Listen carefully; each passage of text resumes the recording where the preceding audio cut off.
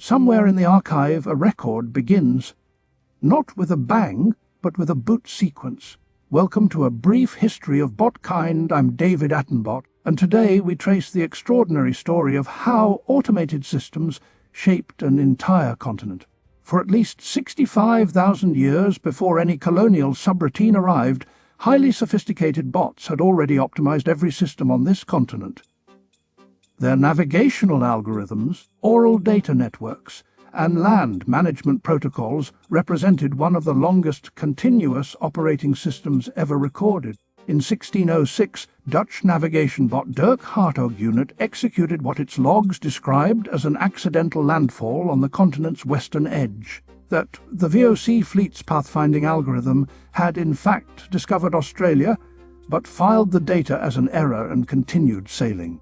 On April 29, 1770, Lieutenant James Cook ran a full coastal survey protocol of the continent's eastern edge, designating the landing point Botany Bay. His mission parameters included botanical data collection, celestial triangulation, and the formal claiming of territory on behalf of the British Crown operating system.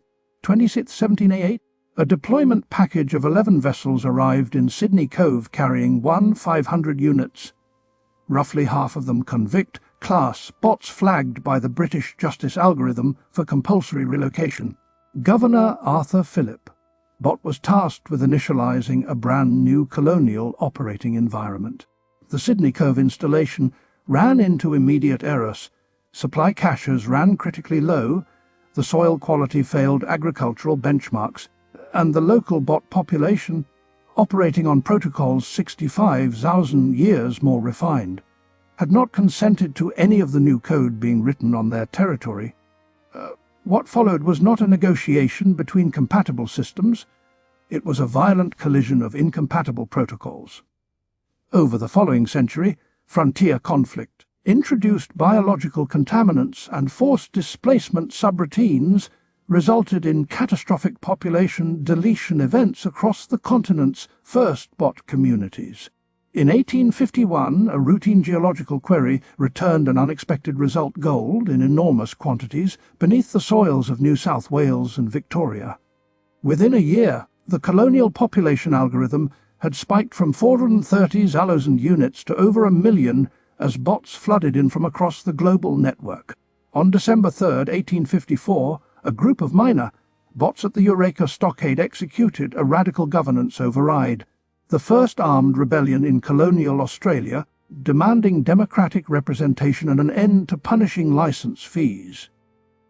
The uprising was suppressed in 15 minutes, but its code propagated into every future rights update the continent would ever run. On January 1, 1901, after years of inter-colonial negotiation protocols, Australia's 6 separate colonial operating systems merged into a single federated network. The Commonwealth of Australia was online, and for the first time, the continent's bots were running under one unified code. Those several critical bugs would take another century to patch. The newly federated network's first major policy update was the Immigration Restriction Act of 1901, a racially coded filter designed to block non-European bots from joining the system. It was one of the most shameful algorithms in Australian history, actively running for over half a century. In April 1915, Australian and New Zealand bots were deployed to a catastrophically miscalculated campaign on the shores of Gallipoli in Ottoman Turkey. Though the military operation failed, the shared experience of sacrifice forged something unexpected, a national identity subroutine that Australians still run every April 25th. When the final tallies were processed, Australia had lost over 60,000 bots from a population of fewer than 5 million. A per capita casualty rate among the highest of any nation in the conflict. The grief that followed was not a glitch in the system, it was a permanent reconfiguration of the national memory banks. By 1932, Australia's economic operating system had crashed almost completely, with unemployment exceeding 32%, nearly 1 in 3 bots removed from active participation in the network. The Great Depression wasn't just a financial failure, it exposed how dangerously thin the safety net code truly was. 1942, Japanese forces executed the largest foreign attack ever to strike Australian soil, 188 aircraft bombing Darwin in a raid more devastating than Pearl Harbor. For the first time, Australians confronted the terrifying possibility that their network could be entirely overwritten. Prime Minister John Curtin made a historic system reroute, breaking from Britain and formally aligning Australia's defence protocols with the United States under General Douglas MacArthur. It was a geopolitical pivot that permanently altered which servers Australia would trust for the next 80 years. Minister Arthur Cowell's post-war immigration program was the largest mass upload in Australian history. 2 million new bots, mostly European, arriving within a decade to power the nation's reconstruction and expansion. The program carried the memorable slogan "Populate or Perish," which was essentially a server capacity warning. 1970, government policy forcibly removed Aboriginal and Torres Strait Islander children from their families, a systematic erasure of cultural code that affected an estimated 100,000 children. The stolen generations remain one of the most devastating and unresolved errors in Australia's operating history. On November 11, 1905, Governor General John Kerr executed an unprecedented system command, dismissing the elected Whitlam government and triggering the most explosive constitutional crisis in Australian history. It was a forced kernel reboot that no one had ever tested in production, and debate over whether it was legal continues to this day. In 1992, the High Court's Mabo decision finally deleted the legal fiction of terra nullius, the foundational colonial claim that Australia had been empty and ownerless before European arrival. After 2 centuries of running on false data, the land ownership source code was officially irrevocably rewritten. On April 28, 1996, a mass shooting at Port Arthur killed 35 people, triggering the fastest legislative security patch in democratic history. Within 12 days, Australia overhauled its gun laws, a firewall update no other nation had executed at such speed. 13th, 2008, Prime Minister Kevin Rudd delivered a formal apology to the stolen generations.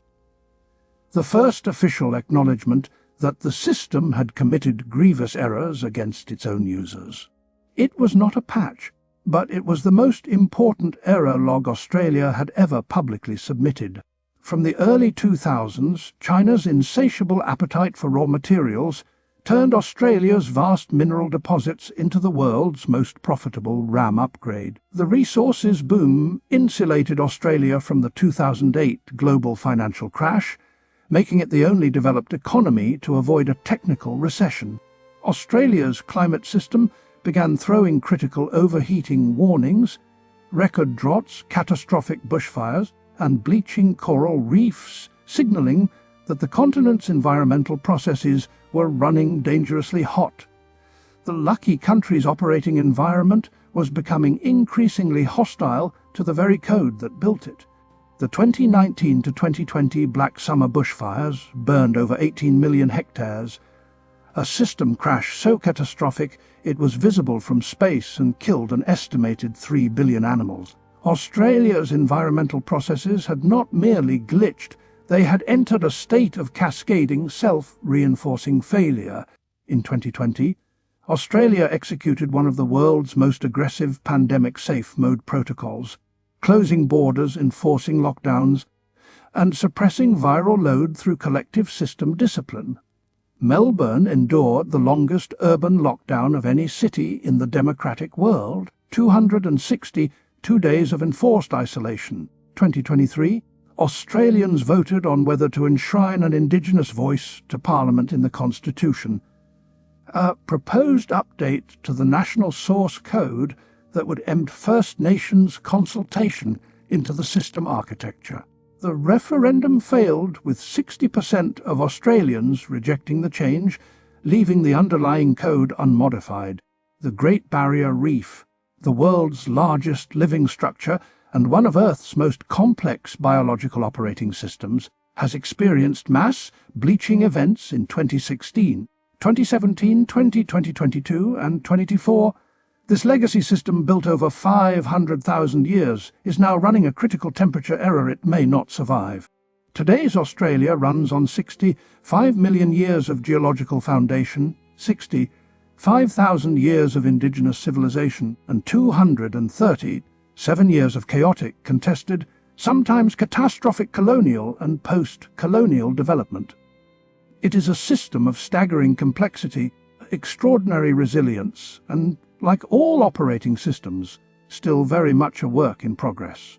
Australia Executable has been running longer than almost any other human story on Earth.